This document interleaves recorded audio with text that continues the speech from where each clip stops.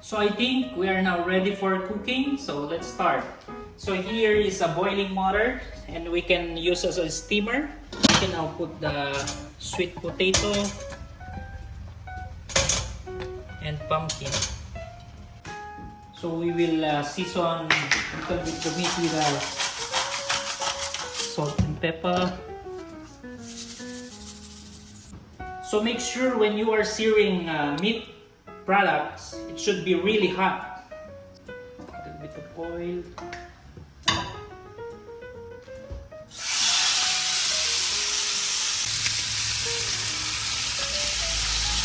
So when we see it's golden brown, it's the perfect color we need.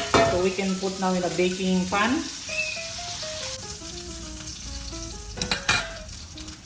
Put in the oven for 15 minutes.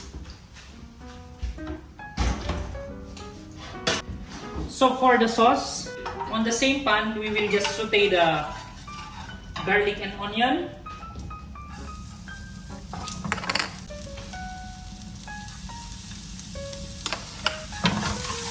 One teaspoon of butter. Then we will now add the tomato. And we will deglaze it with red wine. Then we will add 1 tablespoon of flour. So basically, we are making sauce espagnole or brown sauce. Then we can now add the chicken stock, around 200 ml.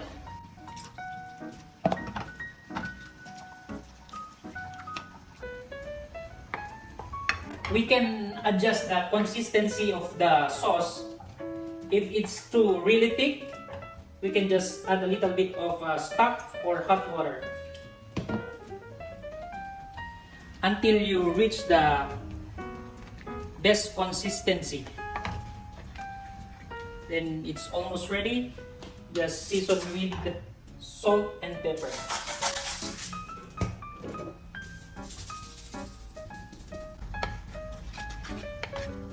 I think it's ready, so we will taste it.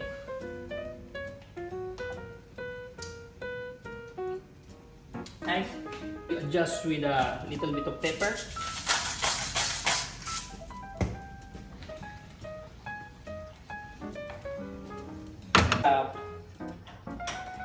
Strain it.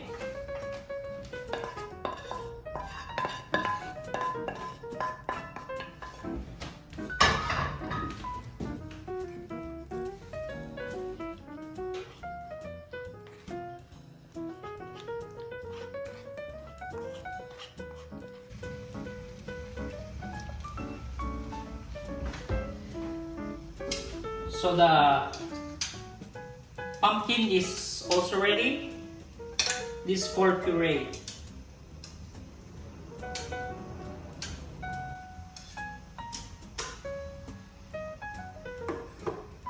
So after 15 minutes, we will now check our chicken.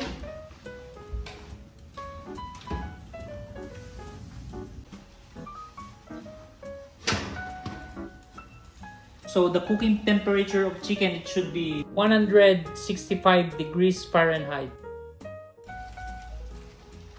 I think it's not yet ready, so we will wait 10 more minutes.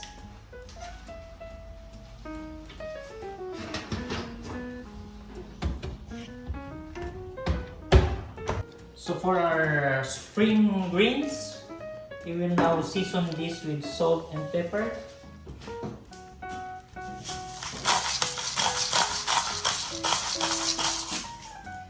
Little bit of vegetable oil.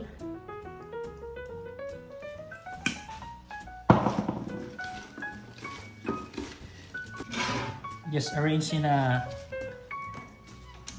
baking pan.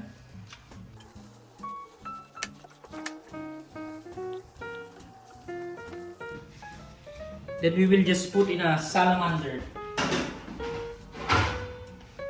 We'll now stir fry our Brussels sprout.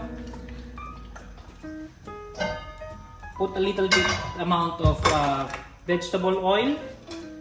Then wait until hot. Then add the Brussels sprout.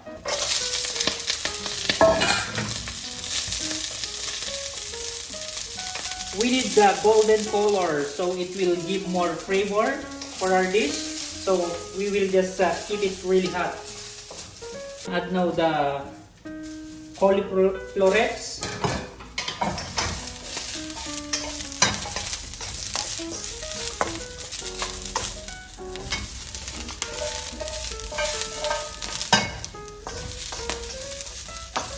Add a little bit of butter.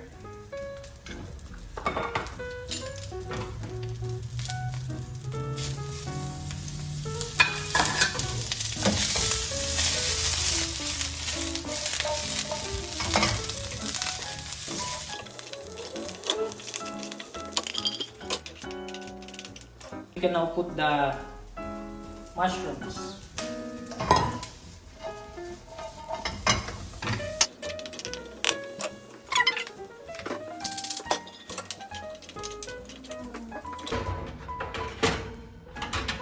Now get the vegetable from salamander.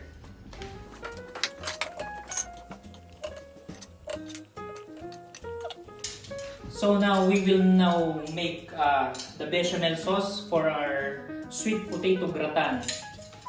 So first we will put some 1 teaspoon of butter.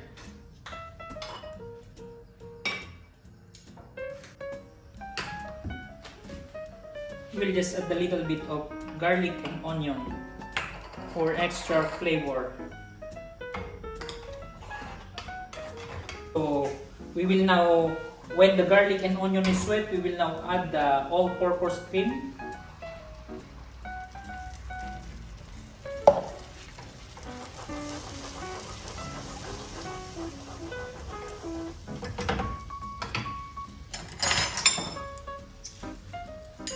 And half tablespoon of Parmesan cheese.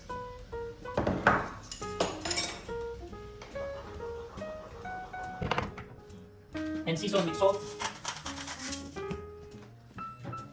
Little bit of salt, pepper. Then we will taste it.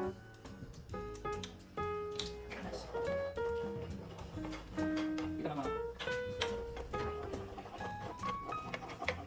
Okay. So we will now assemble our sweet potato gratin. So this is the bechamel sauce, and this is the steamed sweet potato.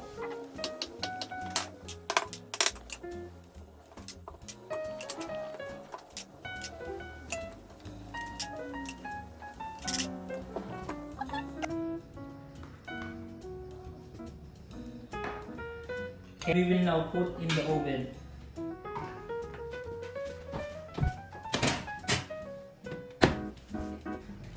So after the total of 25 minutes, we will now check the chicken with the use of our thermometer.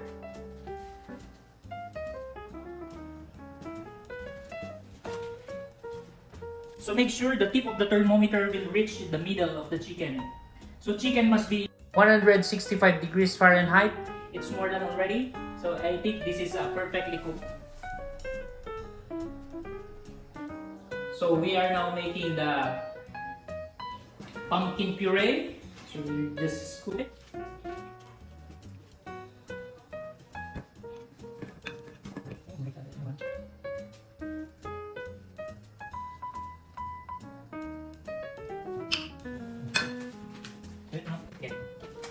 So we are making a pumpkin puree. We will just add a all-purpose cream.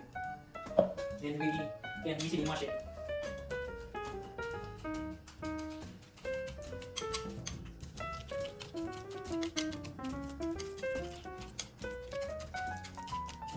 After the puree is really smooth, we can adjust the seasoning by adding salt and pepper.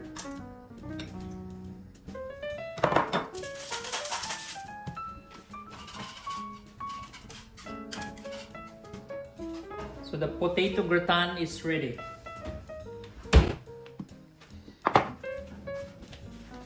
I think we need more color for the gratin, so we will just use